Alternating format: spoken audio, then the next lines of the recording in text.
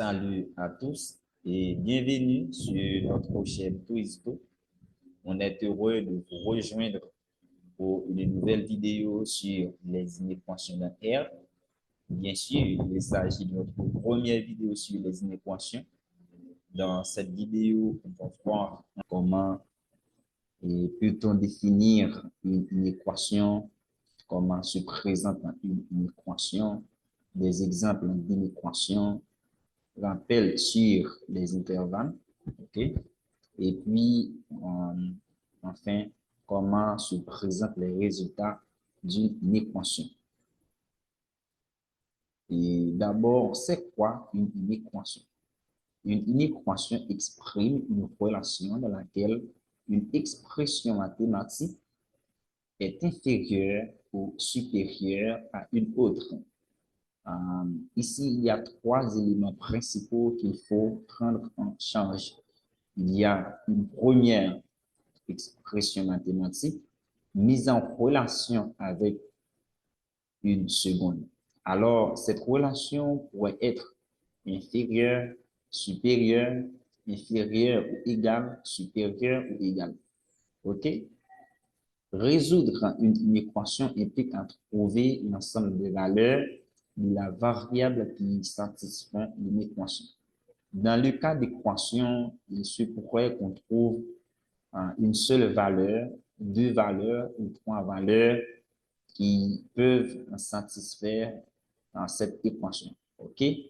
Tandis que dans le cas d'une inéquation, et d'une manière générale, on trouve un ensemble de valeurs, c'est-à-dire il se peut qu'on trouve des valeurs qu'on ne peut pas même compter. OK?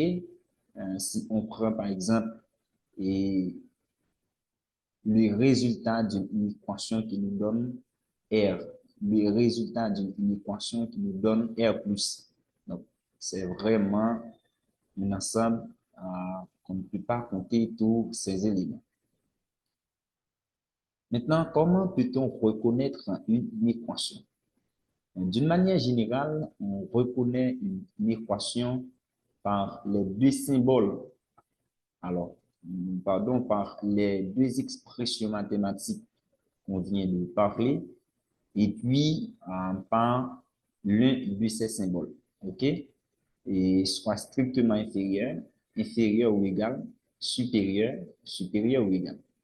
Maintenant, le second cas, c'est dans un problème posé à l'écrit ou autre. Ici, il faut être capable de faire une bonne interprétation du problème. Et dans ce cas, il est possible de vous retrouver, OK, dans, et, dans le premier cas, c'est-à-dire le second cas peut vous envoyer dans le premier cas. Et donc, quelques exemples d'inéquation. Si on donne ax plus b supérieur ou égal à c plus d, on a une équation. Il est vrai, on ne connaît pas a, b, c, d, mais ce sont des réels quelconques. Et bien sûr, avec a différent de 0, on va avoir euh, une équation du premier degré.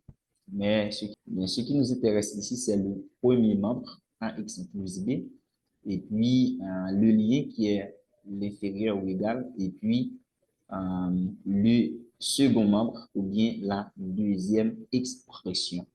Maintenant, ax carré plus bx plus c strictement supérieur à 0 est une équation du second degré, OK?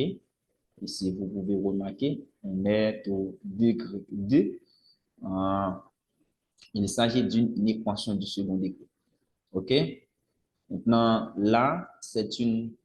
alors, on a un système d'inéquations. Dans un premier temps, on a x plus by inférieur ou égal à 0. Et puis, cx plus by strictement inférieur à 0. Là, on a deux inconnus. Alors, ces deux inconnus sont x et y. OK? Maintenant, un problème posé à l'écrit donne Jean a 7 ans la somme des âges de Jean et de Julie est supérieure à 20 ans, on nous demande l'âge qu'on pourrait donner à Julie. Il est vrai, on ne va pas traiter le problème, mais il s'agit d'une équation. C'est-à-dire, si on veut donner l'âge à Julie, on pourrait résoudre cette équation et donner un intervalle dans lequel on peut choisir l'âge de Julie. Maintenant, rappel sur les intervalles. J'ai rencontré souvent des élèves qui ont des difficultés à comprendre cette partie. Quand est-ce qu'on a un intervalle fermé, un intervalle ouvert? Ici, intervalle fermé à gauche. Vous pouvez remarquer ça, regarde à l'intérieur. Ici, c'est l'intervalle fermé à droite, ok? Ça se trouve à droite et regarde ici à l'intérieur. Dès que l'intervalle regarde, la face de l'intervalle porte vers l'intérieur, on parle d'intervalle fermé. Ok? Il s'agit de deux intervalles fermés. Fermés à gauche et à droite. Maintenant, intervalle ouvert à gauche et à droite. Dès que la face de l'intervalle regarde vers l'extérieur, soit à gauche ou à droite, on parle d'intervalle ouvert. Et bien sûr, la confusion des élèves, si on regarde par exemple l'intervalle fermé à gauche et l'intervalle ouvert à droite, vous pouvez remarquer ces deux intervalles et ont porté leur face vers la droite. Maintenant, porter vers la droite, cela ne signifie pas pour autant qu'il s'agit de deux intervalles fermés ou de deux intervalles ouverts. Et ce qui est essentiel, c'est de voir dans le premier cas, on va avoir quelque chose à l'intérieur. Tandis que dans le second cas, on donne face, alors, on donne dos à quelque chose. OK? Donc, c'est deux choses complètement différentes. Et c'est de même pour ces deux intervalles. OK? Alors, on parle d'intervalle au crochet. Bon, et ici, d'une manière générale, on parle d'intervalle. Mais si vous dites un crochet, vous ne commettez pas de faute. OK? Parce qu'on a utilisé les crochets pour parler d'intervalle. Maintenant, on remarque, les intervalles sont toujours fermés en plus l'infini ou en moins l'infini. Qu'est-ce que cela veut dire? Je vais avoir toujours moins l'infini dans l'intervalle ouvert à gauche, ok? Et l'intervalle ouvert à droite, je vais avoir toujours plus l'infini. Plus l'infini va placer ici et moins l'infini va placer ici. Et ces intervalles, alors on va trouver toujours ces intervalles ouverts pour plus l'infini et moins l'infini. Maintenant, en strictement supérieur ou strictement inférieur aussi, je vais avoir des intervalles ouverts. Alors, au strictement inférieur, il suffit qu'on trouve l'intervalle ouvert à gauche ou à droite, tout dépend du cas. On va voir ça par la suite. Alors, les intervalles sont toujours fermés en inférieur ou égal ou supérieur ou égal. Dans ce cas, OK, on a la possibilité de se retrouver dans les intervalles fermés à gauche ou intervalles fermés à droite. Quand x est supérieur à quelque chose, on utilise le symbole plus l'infini. Quand x est inférieur à quelque chose, on utilise le symbole moins l'infini. X appartient à l'intervalle moins l'infini jusqu'à A, l'intervalle fermé et ouvert. Maintenant, x commence dans moins l'infini, cela signifie on va avoir quelque chose inférieur, inférieur ou égal. Maintenant, lorsque j'arrive en A, je vois c'est ouvert. Puisque c'est ouvert, on va avoir strictement inférieur. OK? une fois de regarder mon infini ici, on dit, OK, on a x inférieur à quelque chose, soit inférieur ou inférieur ou égal à quelque chose. Maintenant, le fait de regarder A, on voit c'est ouvert en A, on dit, OK, c'est strictement inférieur. Tandis que dans ce cas, c'est la même chose, on voit c'est fermé en A. Donc, puisque c'est fermé en A, on a inférieur ou égal. OK? Comme on vient de dire, les intervalles sont toujours fermés en inférieur ou égal ou supérieur ou égal. Maintenant, je vois x commence à quelque chose. Dès que x commence à quelque chose et arrive en plus l'infini, on voit x qui est supérieur à quelque chose. Maintenant, x est supérieur à quelque chose. Il se pourrait qu'il s'agit de supérieur ou égal ou strictement supérieur.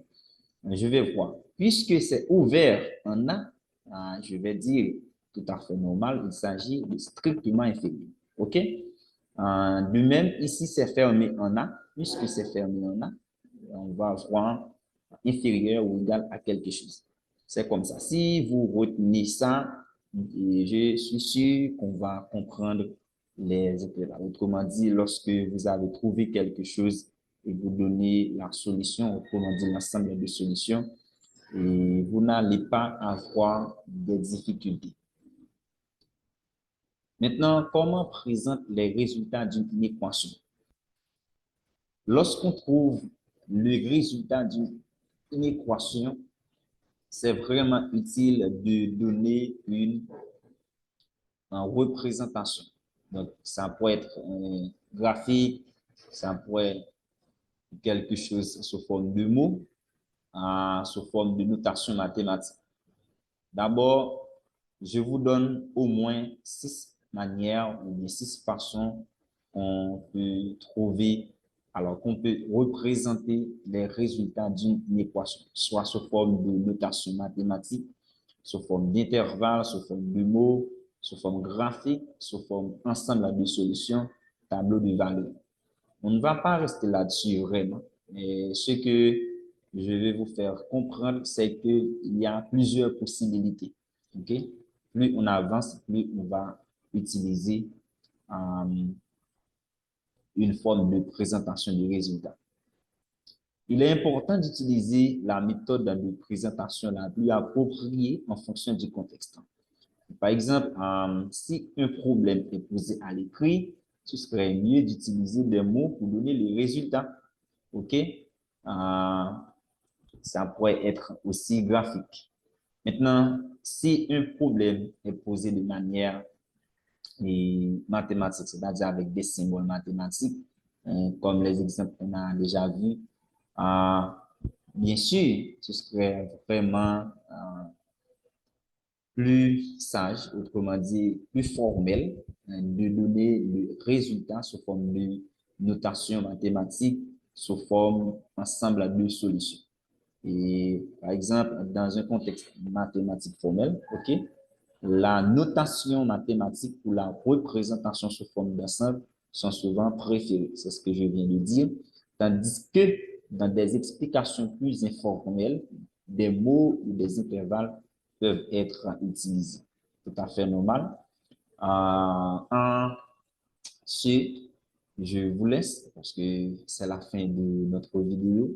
Je vous prie de vous abonner si vous trouvez c'est utile. C'est l'une des façons nobles que vous pouvez nous aider à avancer. Merci et au revoir pour une prochaine vidéo.